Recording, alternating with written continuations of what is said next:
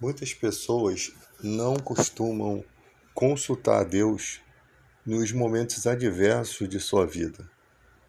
Quando a pessoa se encontra em perigo, quando a pessoa se encontra desempregado, as pessoas não têm o hábito de conversar com Deus. Elas tentam da maneira delas. Elas tentam de todas as formas obter resposta por meios naturais, né? Não que isso seja errado. O errado é não consultar primeiro a Deus e saber dele as respostas que poderia resumir todo esse tempo, né, essa angústia. E o ser humano ele não tem esse hábito. E Jesus sempre quis mostrar que nós podemos ter essa oportunidade de estarmos conectados com Deus. Você, estudando a história de Sansão, depois de todos os atos de desobediência, né, quando ele revela ali o segredo da sua força, o seu compromisso com o voto lá do seu cabelo, ele acaba passando por um momento, né, de destruição da sua vida, um momento em que já não havia mais nada para ele. E ali pela última vez ele pede forças a Deus para dar cabo de seus inimigos, porque naquela época era dessa forma, né, para que ele não morresse envergonhado. É um homem que tinha toda uma história, né, como juiz, e agora estava sendo envergonhado praticamente. O nome de Deus estava sendo envergonhado, Deus que lhe deu a força, e ele estava sendo responsável, né? Então, no momento em que ele faz esse pedido a Deus, só Deus sabe o que estava no pensamento, as intenções, né? Para que aquele povo não se vangloriasse de ter derrotado aquele ao qual Deus tinha dado poder, né? E ali diz que depois do cabelo dele ser raspado, dele não ter as forças, né, por conta do voto que ele tinha, que ele declara, né, esse voto e acaba sendo vítima de uma armadilha, você percebe que o cabelo dele começou a crescer, né, novamente. E possivelmente, se ele tivesse uma oportunidade, ele voltaria a ter uma aliança com Deus. Só que ali ele não tinha mais oportunidade, ele não poderia deixar a história da forma que ele permitiu que acontecesse. Porque Deus tinha outros planos, não de ele terminar com os olhos vazados, sendo debochando sobre a vida dele, escarnecendo sobre alguém que teve um grande poder, que foi um juiz, né, usado com a força de Deus. Então Deus não queria que fosse o fim dele daquela maneira. Poderia ser um fim injusto, uma luta até que ele perdesse, mas o destino não foi aquele que Deus escolheu para a vida dele. Ele, com os seus erros, acabou sendo jogado naquela situação. Então a gente percebe que mesmo com tudo isso, mesmo quando a gente se mantém infiel, quando a gente é infiel, Deus se permanece fiel, né? Ou seja, no momento em que se tenta um contato com Deus, ele ajuda, ele se permanece fiel com aquela esperança de que aquela pessoa mude, né? Enquanto existe vida, temos essa oportunidade de se reconectar com Deus. A Bíblia aconselha ao homem não se afastar tanto da luz de Deus a ponto dele mesmo não conseguir voltar. Porque as forças do mal, elas começam a cercar essa pessoa. E se essa pessoa começa a praticar atos contra a justiça de Deus, né, isso eu posso dizer que é algo que reflete no seu semelhante. Quando você começa a fazer maldades com o seu semelhante, a luz de Deus acaba se apagando de você. Então, se ainda existe uma oportunidade dessa pessoa se reconciliar com Deus, ela precisa fazer urgentemente. Porque a hora que a justiça de Deus entrar em operação, pelos atos que aquela pessoa cometeu, vai ficar muito difícil, porque ela mesma já não vai se sentir que ela pode ser perdoada. Ela começa, ela mesma, se jogar para baixo. Na parábola do filho pródigo, aquele filho que gasta tudo e desperdiça todos os bens e vai embora, reflete muito bem isso. Ele cai em desgraça na vida porque Deus fecha as portas de todas as formas para que o arrependimento seja algo que venha a salvar. É a última alternativa do cara se ver em miséria e voltar-se para Deus. É a última alternativa de vida. Se você teve tudo na vida e fez tudo de errado e desperdiçou tudo, se você continuar com fortuna, você talvez nunca se arrependa. Então, acaba a pessoa não tendo sabedoria, né? Não tendo direcionamento, gasta-se tudo e ali se encontra em miséria. Naquele momento, algumas pessoas não suportam, tiram a própria vida, outras pessoas afundam na depressão e algumas pessoas decidem buscar a Deus. A ação de cada pessoa é o que vai determinar o seu futuro. E quando volta, assim, o próprio pai daquela pessoa vai ao encontro no meio do caminho, para que não desista, né? Mostra-se, não espera nem que ele venha se arrepender. O próprio pai já se mostra solícito, né? Disposto a perdoar antes mesmo que o filho se humilhe na frente dele, né?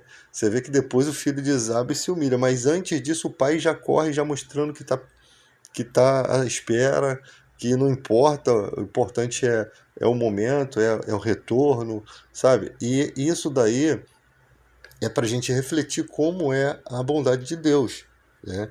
Essas parábolas, elas são formas de como Deus nos vê, porque em desgraça, em decadência, você não produz nada, você não produz fruto nenhum, você não alegra a Deus, você não modifica nada, né? No mundo espiritual você não modifica a vida de ninguém e você não tem utilidade praticamente, né? Só que para Deus você é importante. Ele confia plenamente que pode haver uma mudança na sua vida, basta você querer, né? E isso está expresso na Bíblia. E todos os momentos Jesus quis dar ensinamentos de fé. Fé é confiança, é certeza nas coisas que se esperam, convicção dos fatos que não se veem. A própria parábola do semeador, que está aqui na tela, demonstra isso, né? Que nós andamos tão preocupados com as coisas do mundo que a gente tem palavras de fé ali que nos reconecta com Deus e consegue abrir portas aonde não existem, né? Porque a fé, ela é impossível que Deus não atenda a fé. Só que tem pessoas que usam a fé de má fé, né? Elas pensam que qualquer coisa que ela pedir a Deus vai ser atendido.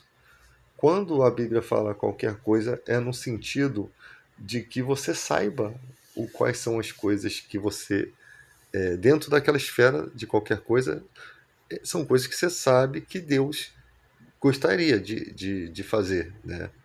É lógico que você não vai, se fosse pedir qualquer coisa, então você vai pedir o mal do seu próximo, isso vai acontecer?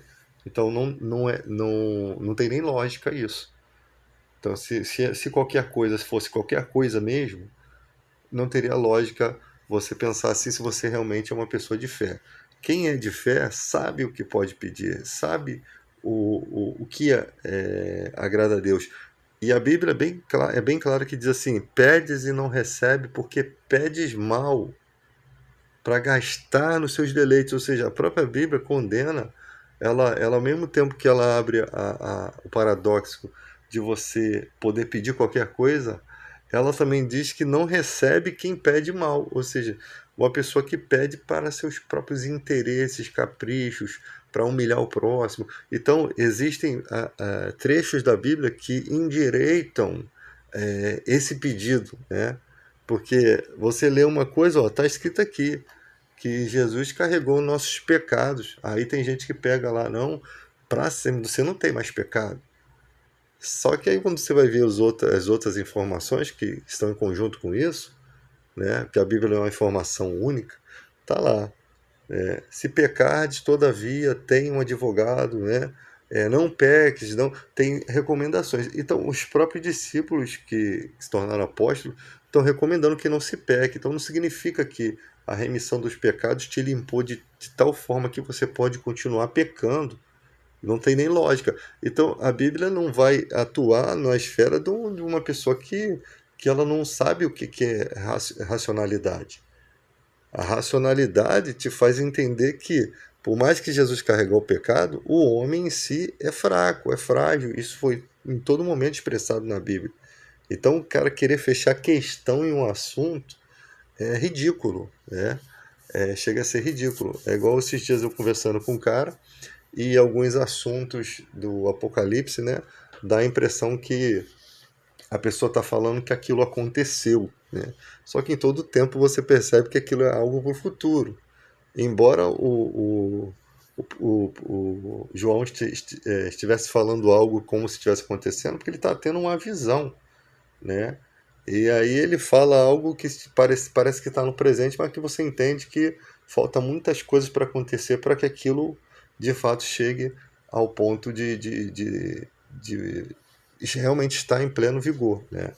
Então, algumas pessoas tentam fechar questões absurdas. Em todo momento você vai consultando outras partes da Bíblia para poder montar a argumentação de forma correta, né? Mas tem gente que não, que ela quer pegar aquele versículo e distorcer. Então você tem aqui uma explicação de Jesus dizendo que nós valemos mais do que os animais que não plantam, não colhem, que as plantas que Deus dá vida, dá sol e depois o sol a destrói no outro dia, né? E Jesus está dizendo que nós valemos mais do que tudo que tem aqui no mundo e que não tem necessidade da gente ficar andando desesperado. Essa palavra é para pessoas de fé. Tanto que o texto fala assim que as pessoas do mundo, as pessoas que estão em outra dimensão espiritual, ou seja, focado nas coisas materiais, que buscam essas coisas desesperadamente. Mas quem é de fé não tem que ter esse desespero todo. Em nenhum momento a Bíblia está dizendo aqui que você não pode trabalhar com suas próprias mãos, que você não pode conquistar honestamente. Em nenhum momento. A Bíblia não está falando para você parar tudo e não fazer mais nada. Ela só está dizendo que o seu coração não pode estar desesperado pelas coisas do mundo, né? E ali ele dá um ensino mostrando para a gente que nós podemos confiar em Deus, porque Deus entende que a gente necessita de certas coisas. E o que for necessário para a nossa vida, Ele vai fornecer. Aí a pessoa fala assim, pô, mas por que, que o Deus em outro país é o mesmo Deus e não funcionam as coisas lá? As coisas, você não vê como as coisas funcionam. Existem países que eles estão em um processo sistemático em que aquelas pessoas precisam ter uma medida de fé muito maior, um poder de oração muito maior para poder quebrar cadeias espirituais. Lugares onde Satanás consegue colocar o seu trono, né? Por exemplo, a gente passou pela época da escravidão, né? As pessoas passaram pela época da escravidão. A escravidão teve um momento e muitas pessoas sofreram. E muitas pessoas se apegaram na fé também. Conseguiram se alimentar da fé e isso deu significado de vida para elas, tá? Para que elas fossem se restringisse a apanhar, levar surras, né? Sendo obedientes ali, aceitando uma situação condicionada que não tem o que ser feito, né? Ou seja, no caso da escravidão é uma coisa muito estranha, porque muita gente já nascia escravo. Então ela não teve nunca um contato com a liberdade, ela já foi sujeitada à vida e muita gente acreditava que a vida era daquela forma. Mas quando as pessoas começavam a envelhecer e perceber que a vida era aquela e havia uma certa aceitação, porque não tinham o que fazer, eles não tinham poder para lutar, eles tinham que fazer o quê? Tentar de alguma forma serem obedientes, né?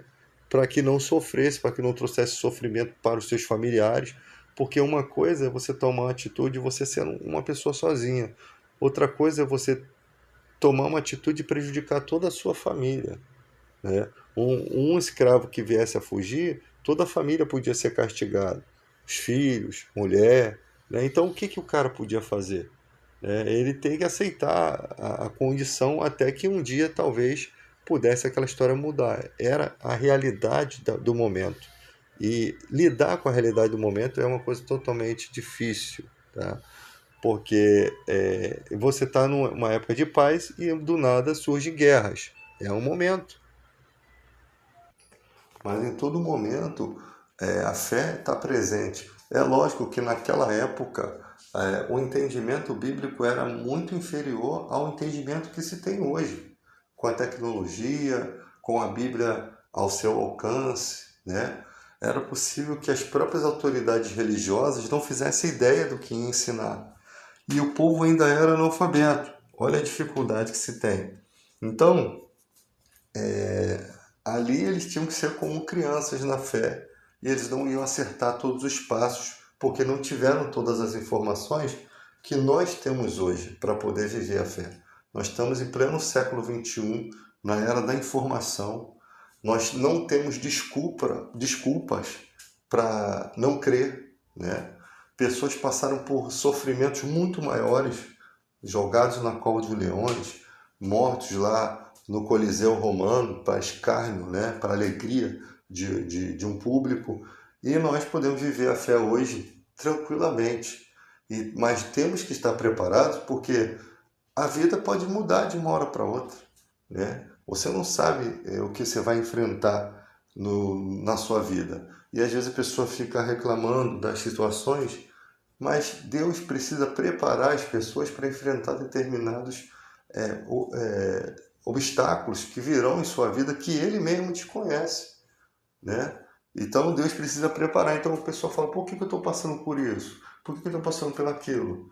Você está passando porque a sua fé, você tem uma fé que precisa ser moldada. Você precisa construir um caráter de fé, um compromisso com Deus, de forma que você seja inabalável para um momento determinado, né? Então você tem pessoas que já não estão vivendo da fé porque não conhecem a fé. Você tem pessoas que conhecem a fé, sabem como se aproximar de Deus, como se alimentar da palavra de Deus, mas não fazem isso, deixaram muito tempo de fazer. E você tem as pessoas que realmente continuaram vivendo da fé, mas estão passando por dificuldade. Mas ela tem que entender que em todo momento a Bíblia diz que essas coisas são um fortalecimento da fé. Então a pessoa não pode se entristecer com os espinhos que vêm sobre a sua vida. Ela não pode ficar chateada com Deus, porque aí mostra a imaturidade. Deus quer trabalhar algo e você não tem maturidade suficiente. Por quê? Por conta da desconexão ou da falta de entendimento dessas coisas. Então, se apegar a Deus é você ter aquele controle de que você precisa ter, não só contactar Deus quando você precisa, mas você tem que ser diariamente alguém que está em contato com Deus. E aí você tem os seus pecados, os seus pensamentos, os seus objetivos, as suas falhas, todas essas coisas, Jesus disse, aquele que estiver em mim dando fruto, eu limpo para que produza mais fruto. A última oração de Jesus ele disse, santifica-os na verdade, a tua palavra é a verdade. Ou seja, a própria palavra, o próprio entendimento, o próprio estudo, ele te santifica. Porque é a verdade, é a espada do Espírito Santo. Quando você surge uma coisa na sua vida que você pensa em tomar uma decisão e essa decisão você está tomando com o seu pensamento, baseado no seu entendimento, o que neutraliza isso é a espada do Espírito Santo, é a palavra. Quando você vai tomar uma ação que você percebe que a palavra diz que aquele não é o caminho, o que você faz? Você sendo uma pessoa de fé, um homem ou uma mulher ou uma criança de fé. Você dá um passo para trás e diz, eu não posso fazer isso, porque a Bíblia me diz que isso aqui é errado, que essa conduta não está certa. Você dá um passo para trás. Isso mostra que você é maduro na fé. Agora, quando você rompe aquilo, como diz a Bíblia, quem atravessa um muro, uma cobra vai lhe picar. Espiritualmente falando, o cara está rompendo muralhas de proteções espirituais. E a Bíblia fala que o tolo, ele se encolariza e dá-se por seguro. Vou dar um exemplo disso. Você vai lá e pega um dinheiro com um agiota. E depois você acha que Deus vai te proteger. Você botou uma segurança em algo que você rompeu, você causou um problema. É diferente de um problema chega na sua vida que você não causou ele, né? Você não tentou a Deus. Você simplesmente foi colocado naquela situação. O que você tem que fazer? Consultar a Deus. Pedir forças. E se for o seu destino, você vai ter que preparar a sua casa e aceitar o destino. É isso que um homem de verdade faz, é isso que um homem de fé faz, né?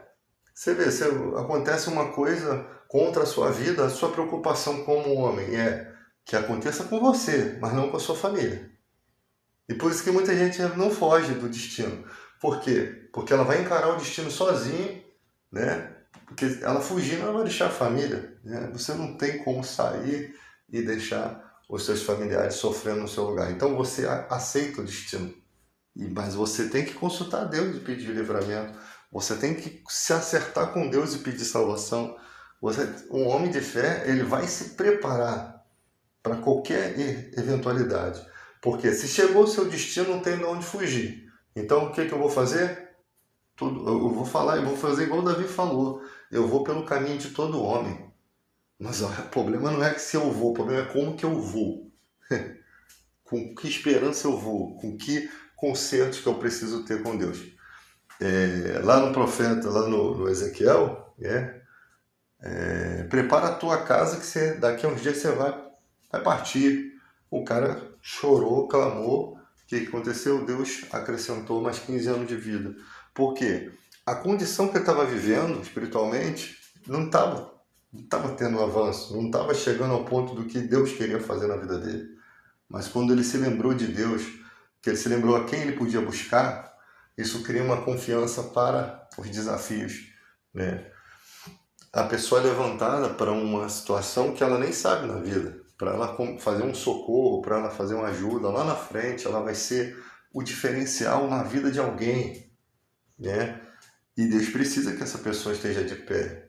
Mas Deus já está pensando em usar essa pessoa lá na frente. Então, essa pessoa, se ela não tiver nas condições adequadas, ela chegar lá naquele momento, Deus não vai conseguir realizar os seus objetivos. Porque o plano é que um ajude o outro. O plano da fé é que um auxilie o outro.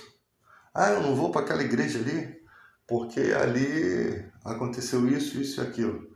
Existem realmente igrejas que acontecem coisas ali que não dá para ficar perto, né?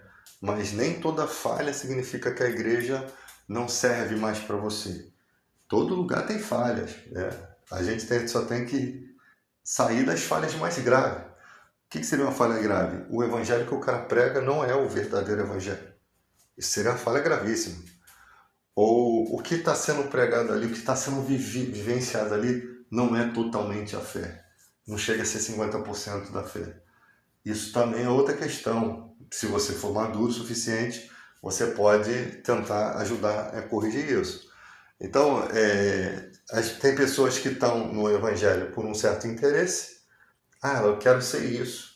Aí ela tem objetivos ali. Ela não está ali para servir. Ela está ali para, de alguma forma, querer ser servido, querer aparecer, querer se exaltar, né? E depois fica um monte de gente se dizendo espiritual, com cargo de igreja aí, depois entram para a política e essa vergonha que a gente vê. Então nós vemos declarações absurdas de pastor. Tem um pastor muito famoso aí, até um senhor já de idade, ele falando de criminalidade, simplesmente falou que ele era capaz de usar um armamento e eliminar uma pessoa. Tipo assim, ele falou isso numa das suas pregações. É complicado, é muito complicado.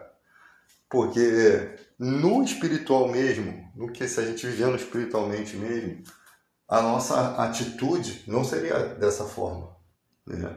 A gente pode ter uma atitude precipitada em um momento de defesa, em um momento assim, de cabeça quente, você pode fazer uma besteira.